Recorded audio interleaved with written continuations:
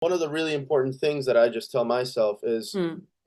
I should always just look forward, Hmm. not to my sides, because we're all on different paths, we're all Hmm. doing different genres, we've all got different circumstances that we're Hmm. in.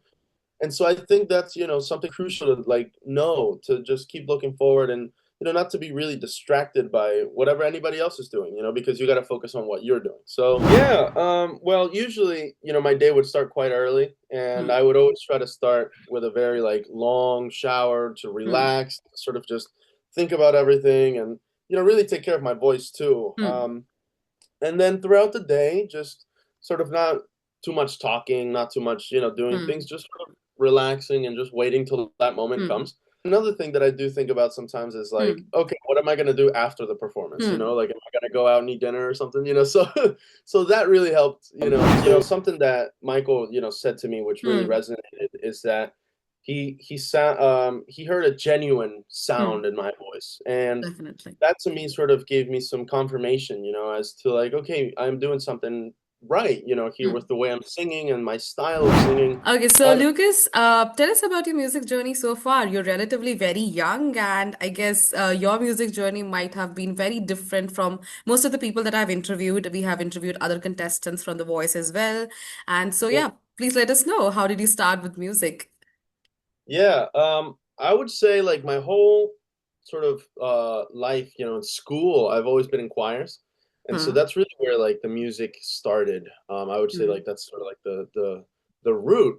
Um, but later on, as I kept progressing in that whole like world of choral singing, I realized that I wanted to do just my Hmm. own sort of singing, Hmm. solo.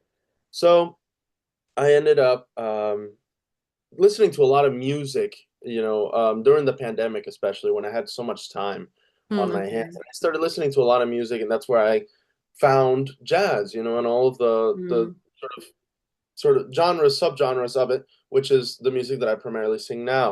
And during the pandemic and a little after is when I started taking like vocal lessons and so on and so forth. And then I started to do gigs, and so that's really where it all began. And now we're here. So yeah. Okay, so how did you discover like you wanted to come to The Voice? Because coming and auditioning at the one of the largest music platforms in the US, The Voice, at such a young age, I don't think a lot of people get that opportunity. So how did you come at like The Voice for such a young time? Yeah, so The Voice actually makes it fairly easy to audition. You just have to like go and do one of their This was virtual your auditions. first audition, I believe, or did you try before as well? Like the first blind audition, yes, this Okay, was my okay, first all blind right. audition, but Huh. there's a whole process before Hmm. that. And so like I had done that a couple times, and this time I saw it again, and I was like, okay, here, I'll give it one more shot. Hmm. And we went through that whole like preliminary Hmm. process, before we even got into the blind audition, and it was phenomenal. It was great. Had a great time doing that, and really, I mean, the whole way it was very smooth, and the producers and everybody in on the show did a phenomenal job, sort of moving things along and Hmm. being very communicative, so that was great. So I was going through your Instagram and I came across the debut song that you did for the blind audition. It's "You'll Never Find Love." You'll never find another love by Rau Rawls. Yeah. And honestly, if like people were not to know your age, they wouldn't figure out that the way you sang that song. There's no point a 19-year-old kid, I would say, has been the singer for it. So how were you feeling while you were performing that song? What all were going in your head? Would the judges be turning their chair? Would you be required to go back home and not feature on the show? How did you feel there? I felt amazing. It was a really, really surreal moment. It's something that we'd been building up towards for quite a long time. And so like being able to actually go on stage and sing and, actually get it all out, it was phenomenal. I really had a great time there. And that song to me, I had heard it way back. I mean, Hmm. I would say like when I was, well, I'm still a kid, but like when I was like Hmm. much younger, because it's in movies and, some of my family members, they really enjoy Lou Rawls. And so, we had a great time like working on that song since I kind of already knew it in a way. Hmm. But I rediscovered it and sort of imagined it during this blind audition. So that was a great time. And yeah, I mean, when the judges turned, that again was just so crazy, to see the chairs turn around. It was amazing. So yeah, that was really a really great moment. Now that's really good to know. And I saw even your parents were there cheering for you. They were extremely happy when Yeah. the judges kept turning on the chair. So how important has your parents' support been? Can you just describe as to how have they contributed to your music journey? Yeah, absolutely. My parents, I would say, are like my number one supporters. They've really been there since the beginning. Hmm. Music business is not an easy business to get into. Definitely. Not at all. Like there's a lot of competition and there's a Hmm. lot of work that has to go into it before you can get anything out of it. So for the past like few years, that's what we've been doing, Hmm. taking lessons with various teachers and going out on trips to just go and see music and listen to music and to Hmm. meet people. I live in Philadelphia, but I Hmm. perform a lot in New York City. Hmm. So I commute a lot over there, and having my parents' support backing me up on that has been really, really crucial. Not only financially but also like emotionally. It's been a Hmm. massive, massive push towards sort of getting to where I am now.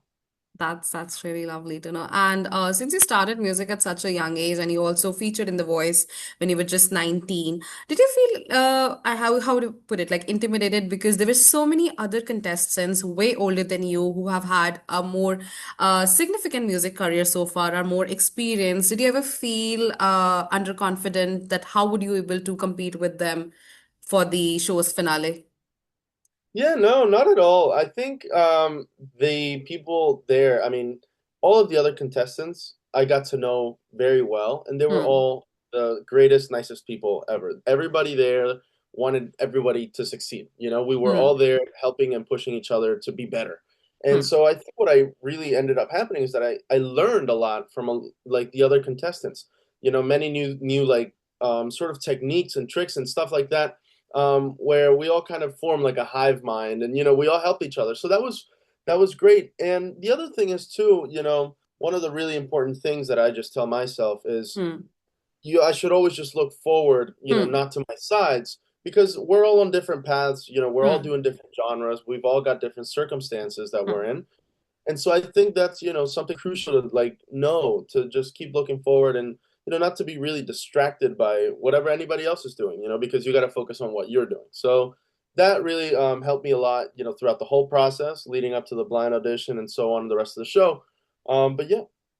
So you did not get nervous by the intense competition every single week. There would be one of them who would not be able to continue for the show further. And being at such a young age, because I believe at 19 there is so much hope and achievement that you want to have in your life. And how did you like? This is honestly something that I really want to know. How did you handle competition pressure, this intense need to perform well, all by yourself? I think that one of the best things you can do to sort of temper down your nerves is Hmm. be prepared. Yeah. And that's the one thing I will say is that, during the whole like production of the show, Hmm. we had very, very like ample time to prepare our Hmm. music, our songs, Hmm. everything, down to the last second. It was all preparation. And so that when we went on stage, we knew exactly what we were doing. We Hmm. knew it, like exactly what we had to do. It was really, really, really like orchestrated. So again, that helps a lot with the nerves. But also, I mean, it depends from person to person. I will say some people could have been nervous. I mean, I'm not Hmm. sure, but to me, that's what I want to do for a living, and that's where I see myself. So I figure I'm just going to work. That's what I see it as, and to me, it's also like something fun. It's my passion, and it's like Hmm. a dream sort of being realized. And so, what I tried to do was immerse myself in that moment and really like encapsulate everything and just try to add. I Hmm. also think about the audience watching the Hmm. TV show, and Okay. I want to give them a good show. Hmm. So if I'm nervous or if I come off as nervous, then the people at home will think, oh, Very whoa, what's better. going on? Hmm. So all of that really sort of ties in together to ease the nerves, and all that pressure sort of gets put off your shoulders, all the weight is off. So yeah, that really helped a lot. You talked about how preparation is something that underscores any form of underconfidence or nervousness that a person might go through. So, was Mhm. there any specific preparation routine before every single performance that you diligently followed? Like, how was your routine before a performance would take place? Yeah, well, usually, my day would start quite early, and Hmm. I would always try to start with a very like long shower to Hmm. relax, sort of just think about everything and, really take care of my voice too. Hmm. And then throughout the day, just sort of not too much talking, not too much, doing things, Hmm. just sort of relaxing and just waiting till that moment Hmm. comes. And that's about it. There's nothing much to it. I mean, there's just sort of, knowing that today's the day and that's kind of it, and just I another thing that I do think about sometimes is like, Hmm. okay, what am I going to do after the performance, Hmm. like am I going to go out and eat dinner or something, so so that really helped, too, with like, just sort of having the day Ease you pass up through. and focus you on your Exactly. preparations. Exactly. That's right. So, That's very you good know, to know. yeah, that's it. That's a good thing. Okay. So, tell us about how did you feel at the battle with that you had with Max Cooper and what were going on in your head? Because either one of you could have been eliminated that day, and unfortunately, your journey there ended. So, what was your mindset before you went into the battle? What were you feeling while the judges were still to announce who had won? And how did you enjoy the singing that you had with him? Yeah, I mean, like I mentioned before, there was so much preparation that went into Hmm. this. And since this was a duet, Max and I, we worked together a lot. Okay. And that was great because I got to know Max on a much sort of like deeper Hmm. level. We got to like collaborate on this music, on this whole Hmm. arrangement of the song, which was phenomenal. I mean, I really think that was one of my finest performances, and Max did a great job performing as Absolutely. well.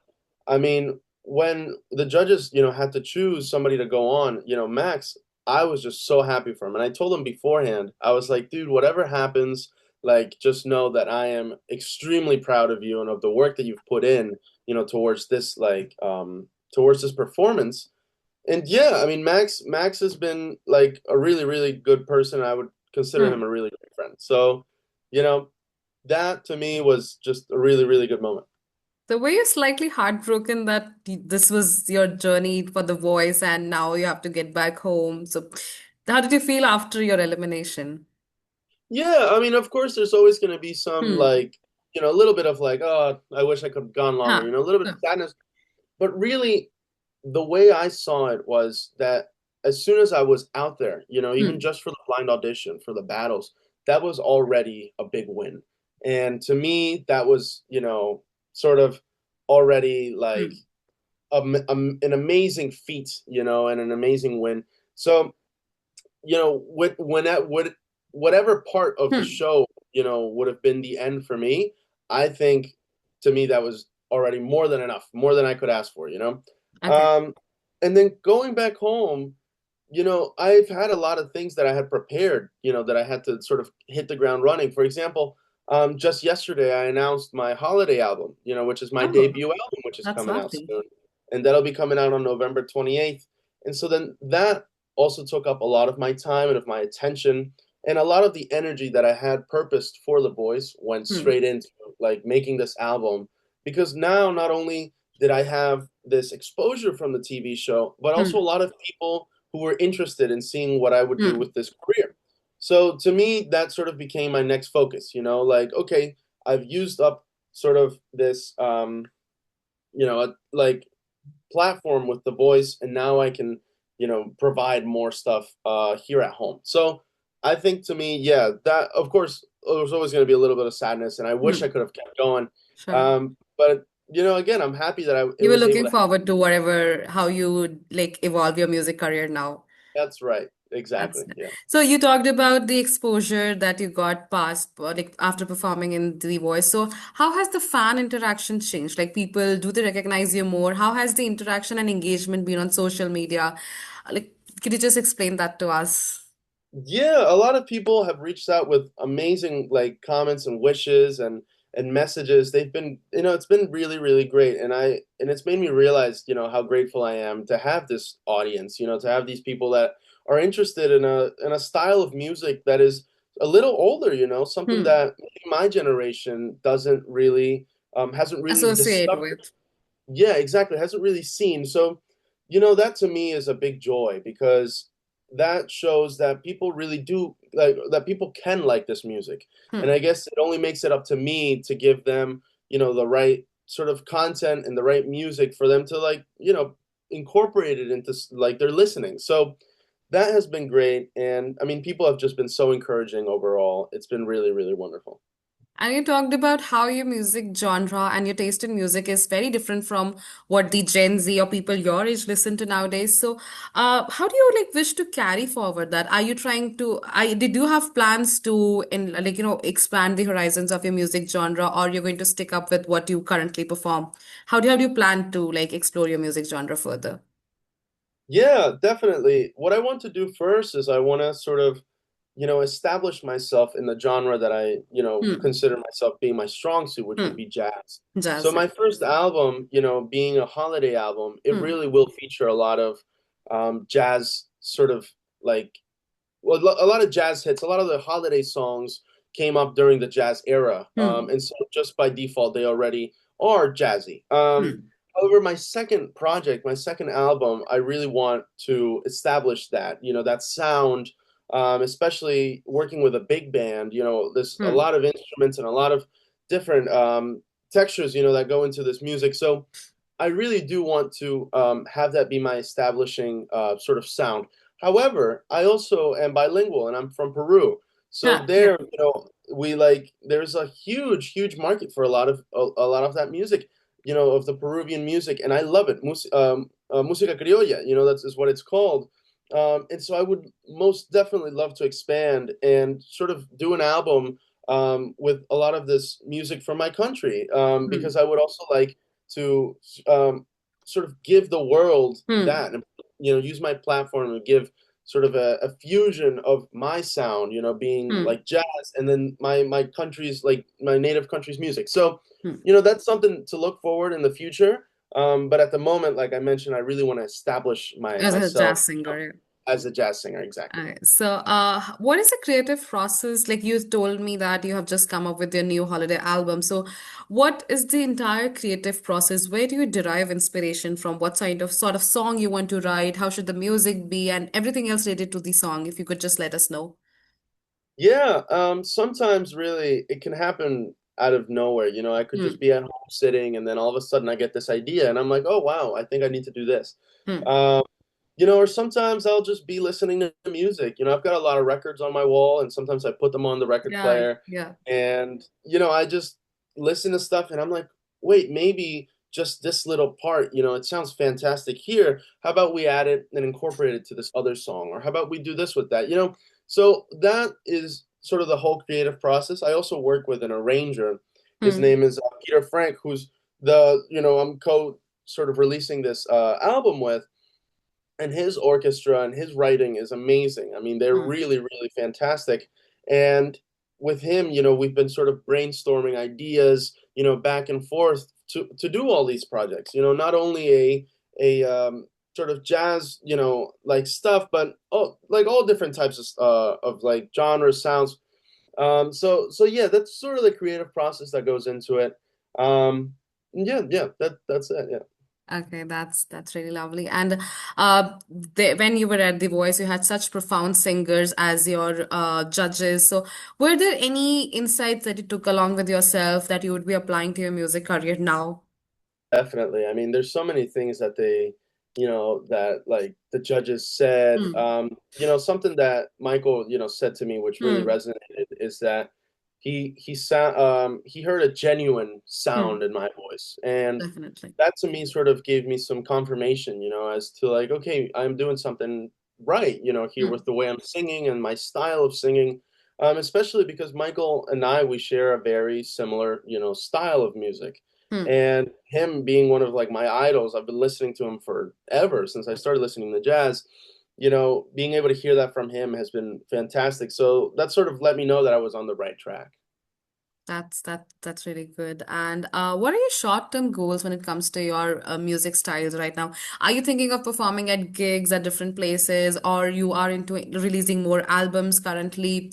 How are you trying to navigate your music career on a shorter and a longer term?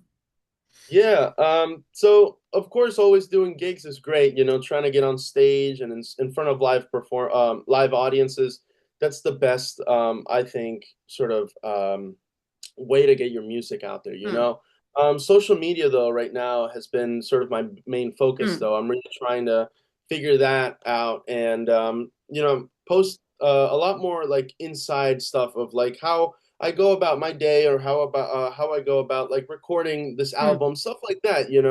So that, is also another way to move this music around and to sort of give it out to like as many audiences as possible.